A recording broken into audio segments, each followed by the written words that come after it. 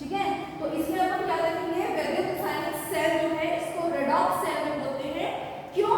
क्योंकि इसमें क्या होता है, ऑक्सीकरण की अभिक्रिया और अपचयन की अभिक्रिया दोनों इसी एक सेल के अंदर होती है। तो ऐसी युक्ति या ऐसा सेल जिसमें ऑक्सीकरण अपचयन दोनों साथ साथ हो उसको हम बोलते हैं रेडॉक्स सेल।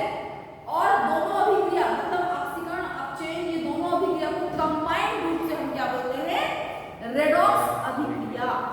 समझ में आया?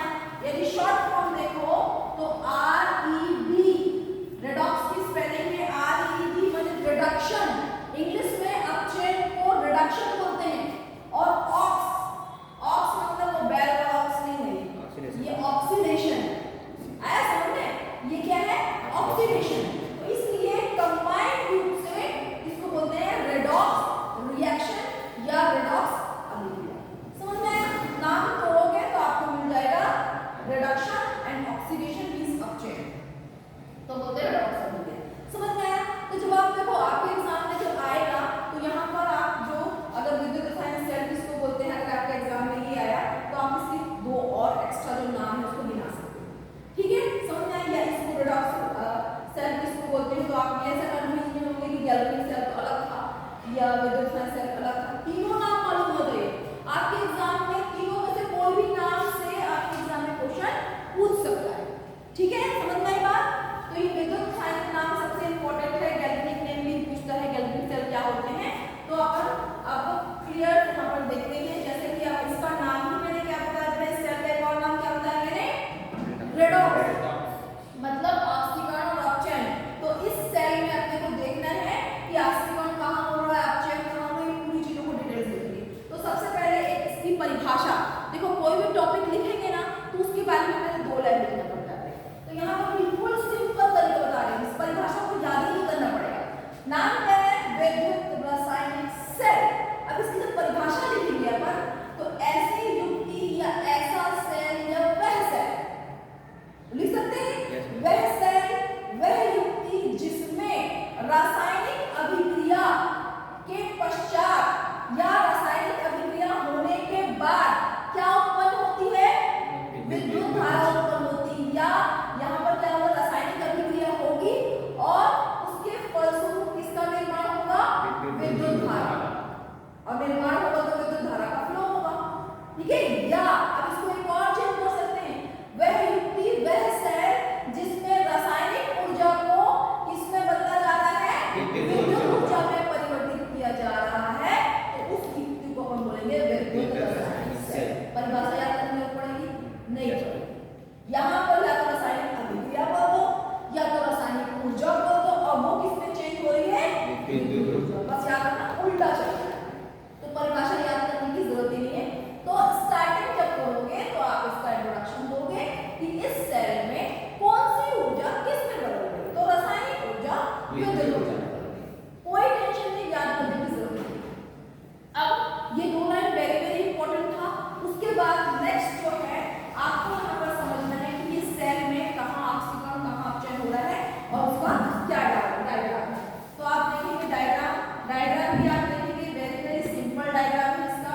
मतलब यहाँ पर एक आपको दिखेंगे, आपको सेल नजर आता है, आपको मालूम है रेडॉक्स इसका नाम है, तो क्या होगा, ऑक्सीकरण अपचयन दोनों अभिक्रियाओं को शो करना पड़ेगा। तो आप देखेंगे डायग्राम में यहाँ पर तो 2 इलेक्ट्रोड है। पहला इलेक्ट्रोड कौन सा बेटा, ये इलेक्ट्रोड कौन सा है, देखो ना, क्या है, नहीं नाम क्या है, किस धातु का बना ये इलेक्ट्रोड, जिंक का। किसका, जिंक धातु का। ठीक है, तो आप लिखेंगे ये क्या है, जिंक धातु या Zn या जिंक धातु भी करो तो भी चलो, ठीक है। और ये जो इलेक्ट्रोड है किस प्रकार के विलयन में जुड़ा हुआ है, विलयन का नाम देखिए, जिंक सल्फेट। क्या नाम है, जिंक सल्फेट। हम लिखिए मेरे पास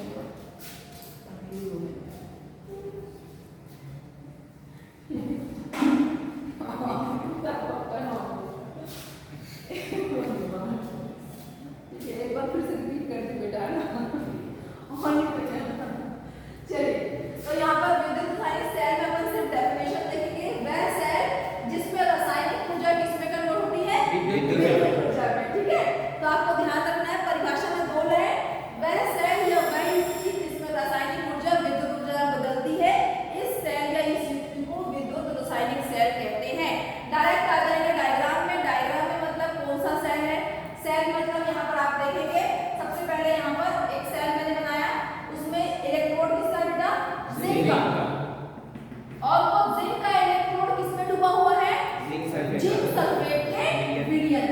ठीक है, तो यहाँ पर ZnSO4 जिंक सल्फेट का ये सॉल्यूशन है। एकदम सिंपल है ना, याद रहेगा। जिंक का इलेक्ट्रोड है और वो जिंक सल्फेट के विलयन में डूबा हुआ है। सेम वैसे यहाँ पर एक और इलेक्ट्रोड है, वो कौन सा इलेक्ट्रोड है बताइए? रहेगा तो है कॉपर धातु का इलेक्ट्रोड है। मैंने आपको मालूम है अलग अलग धातु, यहाँ पर ये कॉपर धातु है और उसका इलेक्ट्रोड बना हुआ है। और कॉपर धातु का इलेक्ट्रोड कौन से विलयन में डूबा हुआ है? कॉपर सल्फेट के विलयन। ठीक है, तो ये हो गया कॉपर सल्फेट CuSO4। कोई डाउट यहाँ तक? क्लियर है? तो यहाँ पर आप देख लो, ये एक अलग सेल बना हुआ है और ये एक अलग सेल, मतलब यहाँ पर जिंक धातु का इलेक्ट्रोड जो कि जिंक सल्फेट विलयन में डूबा हुआ है और ये कॉपर का इलेक्ट्रोड जो कि कॉपर सल्फेट के विलयन में डूबा हुआ है। तो और ये जो टोटल सिस्टम है इसमें आप देखोगे यहाँ पर दोनों को कनेक्ट करने के लिए, दोनों विलयन की एक्टिविटी को, यहाँ पर रिएक्शन को कनेक्ट करने के लिए ये क्या बना हुआ है? क्या है? Salt bridge. क्या है? सॉल्ट ब्रिज, या इसका एक और नाम है, क्या है? एक और नाम क्या है इसका? लवण सेतु। ठीक है, इसको अपन नीचे लिख देते हैं, सॉल्ट ब्रिज या लवण सेतु, जो आप चाहो, जो इजी लगे आपको लिख दीजिए, कोई दिक्कत नहीं है। ये है लवण सेतु। ठीक है, इसके बारे में आप देखेंगे, लवण सेतु के बारे में लगेगा, ये जो सेतु मतलब दो सेल के बीच कनेक्शन स्थापित करने वाला सेतु का, जानते हो आप, ब्रिज जिसको बोलते हैं, है ना। तो यहाँ पर वैसे ही है, तो आप यहाँ पर ध्यान देंगे कि ये जो है एक आधा सेल है और ये एक आधा सेल। क्यों बोल रहे हैं आधा सेल? क्योंकि रासायनिक अभिक्रिया कैसी है? रेडॉक्स है, माने ऑक्सीजन आप चेन दोनों को कंबाइन करोगे तब कंप्लीट रिएक्शन होगा। तो यहाँ पर एक और क्वेश्चन होते हैं कि ये वाला सेल एक आधा सेल है, ये वाला एक आधा सेल है और दोनों को मिला के बनेगा कंप्लीट सेल। समझ में आया? आया? तो यहाँ पर अब नेक्स्ट अपने क्या करना है, ये याद रखना है कुछ जितना मैंने बताया। कौन सा इलेक्ट्रोड कौन से विलयन में डूबा हुआ है? जिंक का इलेक्ट्रोड जिंक सल्फेट के विलयन में डूबा हुआ है, कॉपर का इलेक्ट्रोड कॉपर सल्फेट के विलयन में डूबा हुआ है। दोनों को कनेक्ट करने के लिए सेतु बनाया गया है जिसका नाम है सॉल्ट ब्रिज। इसको डिटेल से हम पढ़ेंगे, बताऊंगी मैं। अभी पहले हम रिएक्शन से, ठीक है। अब मैंने बताया था आपको कि इस विद्युत रासायनिक अभिक्रिया में रेडॉक्स अभिक्रिया होती है। मतलब आप देखो देख रहे हैं कि जो जिंक वाला इलेक्ट्रोड है या जिंक सल्फेट वाला आधा सेल है या कॉपर वाला आधा सेल है, इस दोनों में से कहां ऑक्सीकरण हो रहा है और कहां अपचयन। नेक्स्ट आप देखो ये सब ध्यान देंगे, बिल्कुल याद रखेंगे कि ये वाला इसको देखेंगे बेटा, और साथ में इसमें जब विद्युत धारा प्रवाहित होगी तो इससे अपने को मालूम पड़ेगी कि विद्युत धारा कहां, तो ये कनेक्ट करेंगे। ठीक है, समझ में आया? तो अब अपने को देखना है जिसको कनेक्ट करेंगे तो कहां ऑक्सीकरण कहां अपचयन हो रहा है ये समझना है। तो ध्यान देंगे जो जिंक है बेटा, जो जिंक है वो क्या करेगा? अपना इलेक्ट्रॉन मुक्त करेगा, मतलब मुक्त करेगा। इसकी रासायनिक अभिक्रिया को इस साइड लिखेंगे। ठीक है, जो जिंक धातु के यहाँ इलेक्ट्रॉनिक रिएक्शन जो हो रही है उसको मैं इस साइड लिखूंगी पहला। तो क्या हो रहा है, जो जिंक है, ध्यान दीजिए, जो जिंक है वो क्या कर रहा है? अपना इलेक्ट्रॉन क्या कर रहे हैं? मुक्त कर रहे हैं। ठीक है, तो यहाँ से इलेक्ट्रॉन मुक्त होगी, तो मैं मुक्त वाली इक्वेशन को ऐसा इलेक्ट्रॉन और ऐसा एरो दर्शा। इसका मतलब जिंक जो अपना इलेक्ट्रॉन मुक्त करेगा, दो इलेक्ट्रॉन मुक्त करेगा, तो वो क्या बन जाएगा बेटा? क्या बनेगा? प्लस आवेश लगेगा कि माइनस आवेश लगेगा? क्या लगेगा इसमें? प्लस आवेश लगेगा। ठीक है, तो यहाँ पर आपको वही बताना है। क्या बताएंगे कि जिंक जो है यदि अपना ये दो इलेक्ट्रॉन को रिलीज करे, मुक्त करे, ध्यान देना जब रिलीज वाला क्वेश्चन होता है तो नीचे ऊपर नहीं लिखते, नीचे लिखते। ठीक है, या तो यहाँ लिख दो या तो आप इसको 2 प्लस और ये दो इलेक्ट्रॉन मुक्त, ऐसा लिख सकते। समझ में आएगा क्या बोले? ये वाला जो इलेक्ट्रॉन है बेटा वो इलेक्ट्रॉन रिलीज करेगा, मुक्त करेगा और खुद किस में बदल जाएगा? आयंस में बदलेगा। आया समझ में? तो जिंक जो है वो इलेक्ट्रॉन जब दान देगा या मुक्त करेगा तो खुद अपना जिंक में बदल जाएगा। क्लियर है? तो यहाँ पर प्रोसेस क्या हुआ? जिंक जो है जब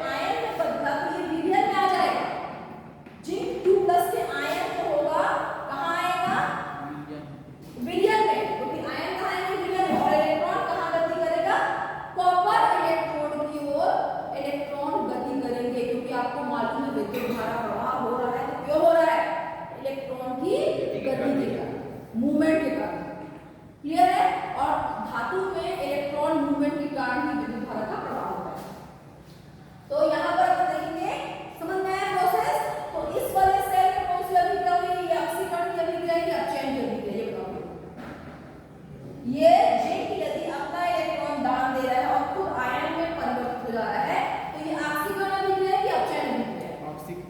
क्या है? क्या है? ऑक्सीकरण की अपचयन? बताओ। रिलीज कर रहा है तो अपचयन होगा। अपचयन की ऑक्सीकरण देख लो, बुक में देख लो। उसमें हाँ पर क्या लिखा है? ऑक्सीकरण। कौन सी अभिक्रिया है? ऑक्सीकरण की अभिक्रिया। समझ में आया? तो याद रखो, जो इलेक्ट्रॉन जहां से इलेक्ट्रॉन मूवमेंट करना स्टार्ट कर रहा है, ये लॉजिक है। लॉजिक है मींस आपको याद रखना है कि जिस इलेक्ट्रोड से इलेक्ट्रॉन मुक्त हो रहे हैं या रिलीज हो रहे हैं, वो इलेक्ट्रोड में कौन सी अभिक्रिया हो रही है? ऑक्सीडेशन। तो ये जो है, ये ऑक्सीडेशन इस वाले इलेक्ट्रोड में हो रहा है। याद रहेगा, जिंक वाला इलेक्ट्रोड ऑक्सीडेशन हो रहा है। या आप इसको बोल सकते हो, ये किस चीज का स्रोत है? इलेक्ट्रॉन का स्रोत है। मतलब यहां से क्या निकल रहा है? इलेक्ट्रॉन निकल रहे हैं। इलेक्ट्रॉन का क्या है? स्रोत है, क्योंकि वहां से इलेक्ट्रॉन निकल रहे हैं। यहां पर एक और टर्म्स का यूज किया गया है, माइनस बोल रहा है इसको। माइनस मतलब क्या होता है? माइनस मतलब इलेक्ट्रॉन में आवेश माइनस होता है ना, तो ये भी जिंक जो है वहां उसको माइनस से भी डिनोट करते हैं और साथ में इसको बोलते हैं हम एनोड। एनोड क्यों बोल रहे? नाम ही है, जहां से इलेक्ट्रॉन रिलीज होगा। जिस इलेक्ट्रोड से इलेक्ट्रॉन रिलीज होंगे या जो इलेक्ट्रॉन का सोर्स होगा उसको हम क्या बोलेंगे? ऑलवेज एनोड बोलेंगे। और वहां पर अभिक्रिया कौन सी होगी? ऑक्सीडेशन की अभिक्रिया होगी। समझ में आएगा? क्लियर है? अब दूसरी कहानी तो आई थिंक क्लियर हो गई होगी। यहाँ अगर ऑक्सीकरण हो रहा है तो वहां अपचयन होगा। यहाँ इलेक्ट्रॉन मुक्त हो रहा है तो वहां इलेक्ट्रॉन ग्रहण किया जाएगा। इसको यदि एनोड बोल रहे हैं तो इसको बोलेंगे कैथोड। ये अगर माइनस चार्ज है तो ये हो जाएगा प्लस। समझ में आई बात? तो देखो, एक चीज को आप एकदम दिमाग से समझ लोगे ना तो दूसरी चीज भी को फटाफट अंडरस्टूड हो जाएगी। समझ में आई बात? तो पूरी कहानी रिपीट हो जाएगी। अब यहाँ पर हम देखिए, बस एक ही चीज को समझना है कि ये जिंक जो है इलेक्ट्रॉन को जब रिलीज करेगा तो उसका डायरेक्शन इस साइड होगा, ठीक? और खुद ये जो आयन में कन्वर्ट हुआ ना बेटा, तो वो कहाँ होंगे? विलयन बनेंगे। समझ में आया? अब ये जो इलेक्ट्रॉन है, दो इलेक्ट्रॉन जो इस वाले इलेक्ट्रोड जिंक जो एनोड है, एनोड जो है यहाँ से मूव करेगा और इस जगह पे आएगा। और ये वाला जो होगा यहाँ पर क्या होगा? ये ऑलरेडी यहाँ पर क्या होगा? ये ऑलरेडी किस फॉर्म में? यदि विलयन कॉपर 2+ में होगी तो ये वहां के जो इलेक्ट्रॉन इस तरफ आ रहे हैं ना, उस दो इलेक्ट्रॉन को ये क्या करेगा बेटा? ग्रहण करेगा और खुद किस में कन्वर्ट हो जाएगा? कॉपर। समझ में आया कि नहीं आया? ऑलरेडी यहाँ पर जो कॉपर के आयन हैं वो दो इलेक्ट्रॉन को क्या करेंगे? ग्रहण करेंगे और ग्रहण करने के बाद कॉपर में अपचयित हो जाएंगे। ठीक है? तो यहाँ पर कौन सी अभिक्रिया हुई बेटा? यहाँ पर क्या हुई अभिक्रिया? अपचयन। अपचयन की अभिक्रिया हुई। इंग्लिश में बोलते हैं रिडक्शन बोलते हैं। ठीक है, ध्यान देंगे, मैं थोड़ा सा बड़ा बड़ा लिख रही हूँ, आप लोग थोड़ा सिस्टमैटिक डायग्राम जो है आधे से ज्यादा कहानी डायग्राम में समझ में आ रही है। और जितना मैं बोल रही हूँ उतना चीजों को आप डायग्राम में और ये शॉर्ट फॉर्म में लिखने के लिए समझा सकते हो। बहुत शब्दों में लिखने की जरूरत नहीं, क्योंकि आधी से ज्यादा स्टोरी आपके इसी में काम हो जाएगी। रिडक्शन हो गया। अब ये कौन सा था?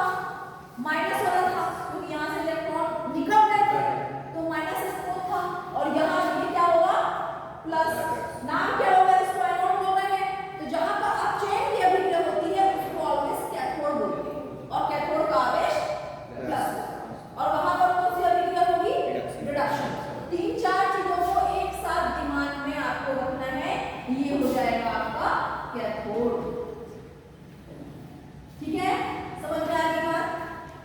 क्लियर है? तो ये सारी चीजें जो हैं आपको बिल्कुल। और एक चीज और देखना है, यहाँ पर क्या होगा? ये यहाँ पर जो इलेक्ट्रॉन मुक्त हो रहे हैं तो इसका घनत्व, इसकी डेंसिटी कम होगी क्योंकि इलेक्ट्रॉन धीरे धीरे मुक्त हो रहे हैं। और यहाँ पर वो ग्रहण हो रहे हैं तो इसकी सांद्रता में क्या होगी? कमी आएगी। और इसका जो घनत्व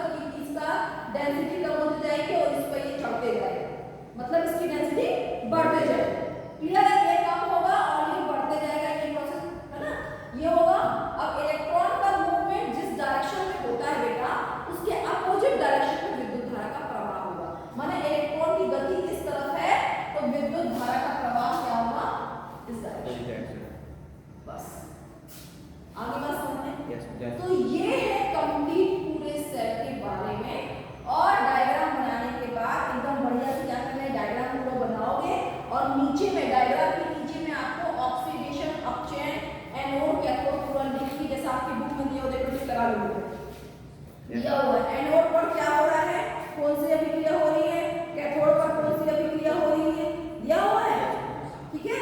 एनोड को ऋणात्मक बिंदु क्यों बोल रहे हैं, वो भी कारण, वहां पर कौन सी अभिक्रिया हो रही है, ऑक्सीकरण अपचयन। कैथोड को धनात्मक बिंदु क्यों बोलते हैं और वहां पर कौन सी अभिक्रिया हो रही है, ऑक्सीकरण अपचयन।